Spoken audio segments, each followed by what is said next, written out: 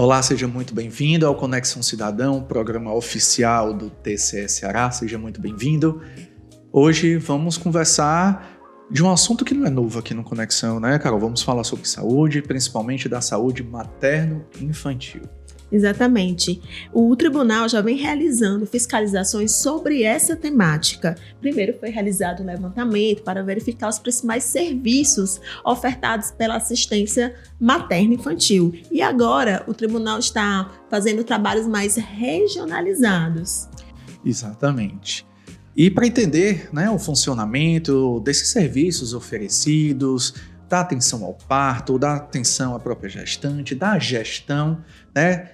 Quero dar aqui as boas-vindas ao Sérgio e ao Rafael, mais uma vez, aqui no Conexão Cidadão, falando sobre assuntos tão relevantes, né? E hoje vamos falar sobre pré-natal, sobre gestão, sobre prontuário, saúde materno-infantil e como está esse andamento do levantamento que vocês fizeram. Teve uma visita também ao município, né? Como foi? Como é que está sendo tudo isso? Como a Carol gosta de falar, né? Qual foram os achados? Foram bem, assim, dentro do que a gente esperava, né, Rafael? Isso. Pelo que a gente fez no levantamento, né? Que acabou direcionando o levantamento que nós fizemos na rede materno-infantil, né? Como um todo, né? Como um todo. Que acabou direcionando esses trabalhos que nós entramos agora a fazer, né? No final do ano e demos continuidade agora nos primeiros 2 meses, né? Do ano, né? Isso. A gente, nessa oportunidade, a gente trabalhou em 4 municípios, né? Da região do litoral leste do Vale do Jaguaribe, né? Foram Russas, foi Areré, foi Aracati e foi Capuí, né? E assim, como a gente chegou nesses municípios, né? É importante até a gente fazer essa ponderação. Esse trabalho que a gente está fazendo agora, que a gente realizou, que foi a inspeção na rede de atenção primária, né? Na atenção primária voltada para o pré-natal, ele foi em decorrência do levantamento que foi feito, né, na Rede Segum em 2024, que a gente identificou quais áreas da rede, né, que mereciam um olhar específico da gente. Então, assim, naquela oportunidade, quando a gente foi realizar o levantamento, a gente verificou, dentro das macro-regiões de saúde do estado, quais eram aquelas que tinham os piores indicadores de mortalidade materno-infantil, né? E a região do Vale do Jaguaribe e do litoral leste se destacava, realmente estavam com índices maiores que outras regiões. Então, dentro, né, dessa segunda fase, que era ir aos municípios, a gente precisava ver quais seriam esses municípios da região. Então, aí foi feito um novo filtro, né, voltado agora para a questão do pré-natal. Então, a gente usou o Índice Geral da Primeira Infância, né, um indicador específico voltado para o pré-natal, e dentro desse indicador específico foi que a gente chegou nos municípios que eu citei, né? Então, a gente já foi a campo com base nesses critérios.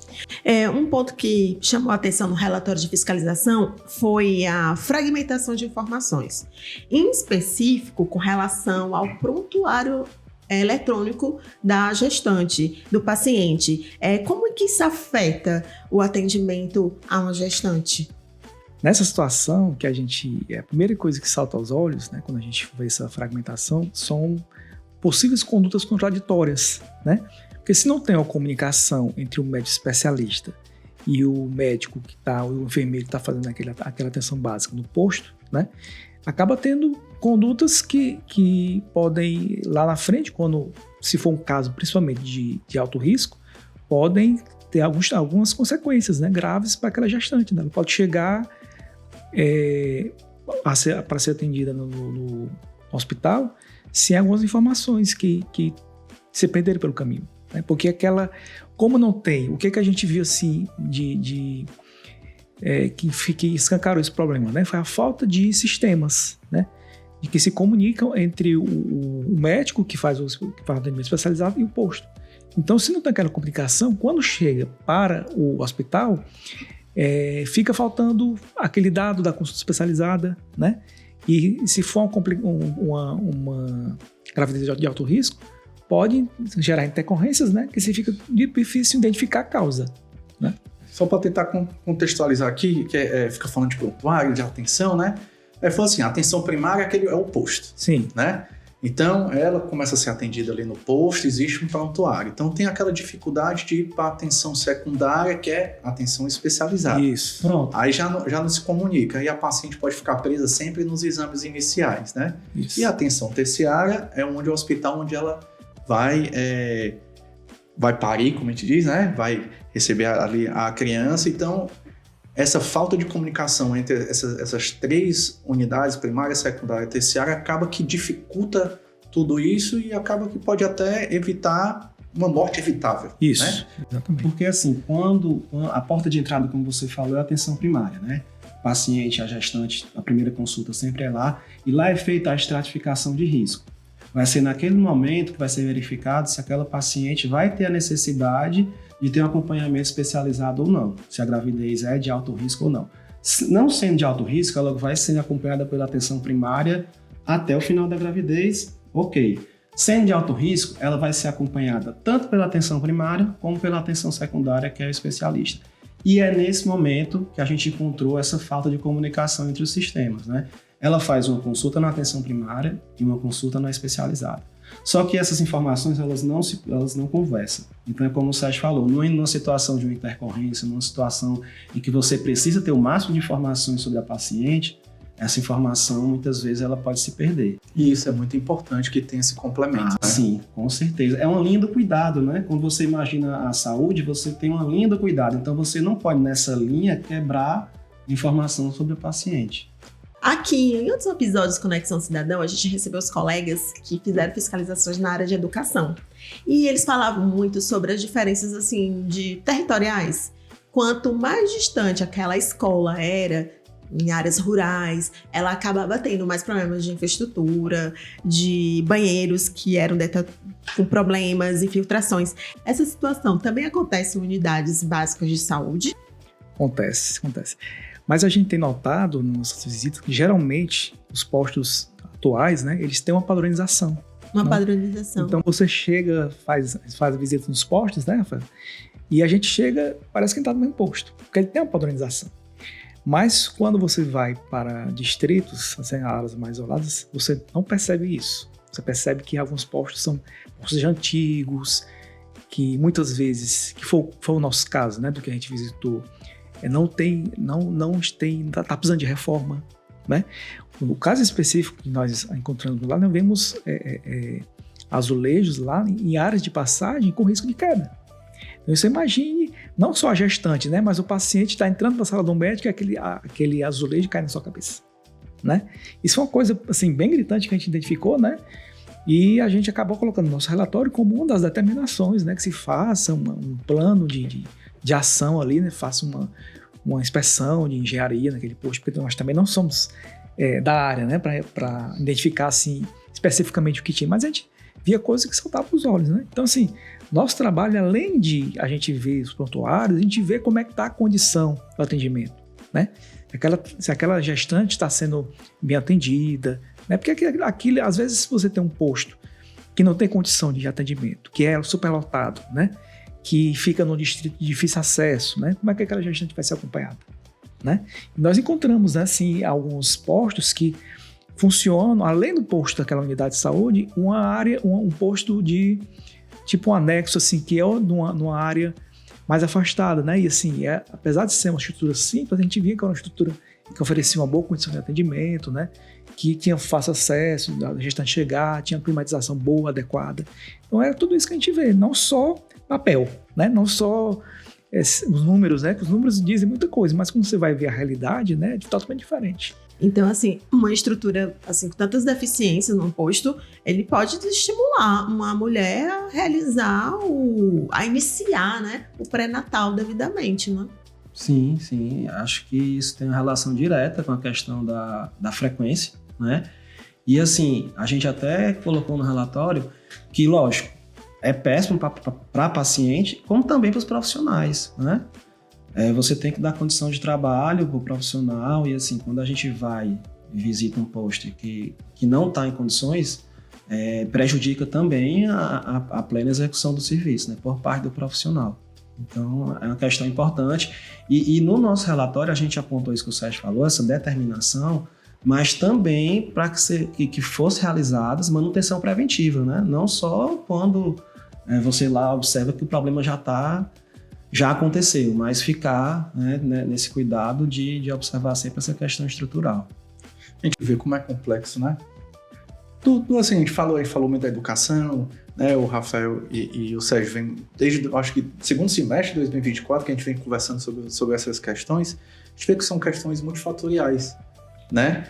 E acaba que, quando você tem um pouco desses problemas, acaba que os profissionais de saúde não conseguem fazer aquele mínimo que até no próprio SUS preconiza, né? Que é o acompanhamento, que é a questão do vínculo, e a gente vê como esse tipo de trabalho é importante.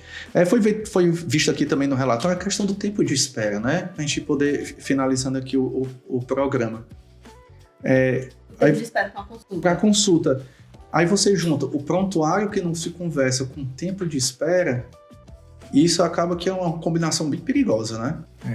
É que o nosso trabalho, assim, nessa segunda fase da Rede Cegonha, né, que a gente chama, né, informalmente, a gente estendeu, além de ver a questão do pré-natal, a gente começou a se estender um pouquinho para ver o atendimento naquela primeiríssima infância, né, o começo da vida, ali, até os 2 anos, né, e nós procuramos ver como é que estava a fila de atendimento especializado para crianças, né. E lá nós identificamos tempo de espera de até 3, 4 meses, 6 meses, para alguns especialistas, como neuropediatra. Então já é uma continuação. É uma continuação. Então, sim, a gente quis saber o motivo daquela fila, né? Porque aquela fila estava grande, e colocando no nosso relatório recomendações de que se pudesse rever a contratação de especialistas, rever uma forma de reorganizar aquela fila, né? Uma forma de melhorar a triagem daquelas, que nem todas aquelas crianças realmente precisam do especialista. Então, assim, a gente achou importante também colocar no nosso relatório, não só ficar apenas no pré-natal, né? Mas a gente tem que entender um pouquinho também para as crianças também, que a gente já rodou em muitos municípios, né? 2023 para cá, e a gente percebeu essa demanda, né? Essa carência de atendimento principalmente para o neuropediatra. É importantíssimo o que o Sérgio falou, porque, assim, essa questão da neuropediatria, né? É uma questão recorrente. Desde as nossas primeiras visitas em conversas até informais, saber como é que estava o funcionamento da saúde de maneira geral, a gente escutou essa questão. É uma demanda cada vez mais crescente, essa questão de saúde mental das crianças, e a oferta não está acompanhando a demanda, né? Você tem uma demanda crescente e você tem uma oferta especializada que realmente os municípios têm essa dificuldade. Então a gente até tem cuidado quando a gente vai fazer um encaminhamento, porque a gente tem que entender o contexto. A gente não pode determinar que a fila acabe, a gente não pode determinar que o problema seja resolvido para ontem, porque é uma questão sistemática, uma questão que envolve esfera municipal, esfera estadual, esfera federal. Essa questão da neuropediatria. E é como o Sérgio falou, não era nem nosso maior objeto, mas como a gente viu que é um problema recorrente, talvez ele até se torne mais na frente um objeto específico de trabalho, porque é um problema que está em todos os municípios que a gente visitou. E para finalizar, a gente verificou que essa fiscalização, essa inspeção foi julgada e foi feita uma série de determinações e recomendações aos gestores. Mas assim, o que o tribunal faz depois para acompanhar, né, o que está sendo feito pelos gestores? Além, assim, vale a gente falar aqui, o tribunal tem um poder, assim, que a gente percebe, indutor de melhorias, independente de ele fazer monitoramento ou não. Por exemplo, a gente fez o nosso levantamento, né, quando a gente fez o levantamento, a gente identificou vários municípios que não tinha aquele médico especialista, aquele, obstetra, né? A gente não tinha obstetra. E ainda quando a gente veio agora, antes do tribunal julgar, a gente já ter mencionado no nosso relatório de levantamento, a gente já viu vários municípios contratando um obstetra para acompanhar, já melhorando muito os indicadores, né? Quase um toque de Midas, né? Quase um toque de Midas, né? Então, assim, a gente já vê, assim, antes de monitorar, a gente já vê a melhoria. Né? Só da gente colocar os nossos pezinhos lá, né? E os nossos olhos, né? A gente já vê que melhoria. Então, assim, além disso, a gente propõe, né, como resultado do julgamento, fazer um monitoramento dessas recomendações, né, dessas determinações que são mais importantes, né? E assim, a gente está lá sempre ligando os nossos trabalhos uns aos outros, né, fazendo uma conexão para que a coisa possa avançar e melhorar, né? Realmente diminuir essas mortes evitáveis que ainda estão bem acima dos indicadores que a OMS recomenda. Infelizmente, Conexão Cidadão fica por aqui. Eu queria ficar mais, viu, Carol? Eu vou falar com a coordenação aqui para a gente aumentar o tempo do programa, para a gente poder discutir mais. Obrigado pela participação, Sérgio e Rafael. Conexão Cidadão de hoje fica por aqui. Espero que você tenha gostado, como a gente gostou do programa de hoje, com tantas informações relevantes sobre a atuação do Tribunal de Contas no estado do Ceará e nos municípios cearenses. A gente se vê na semana que vem, se Deus quiser. Até o próximo Conexão Cidadão.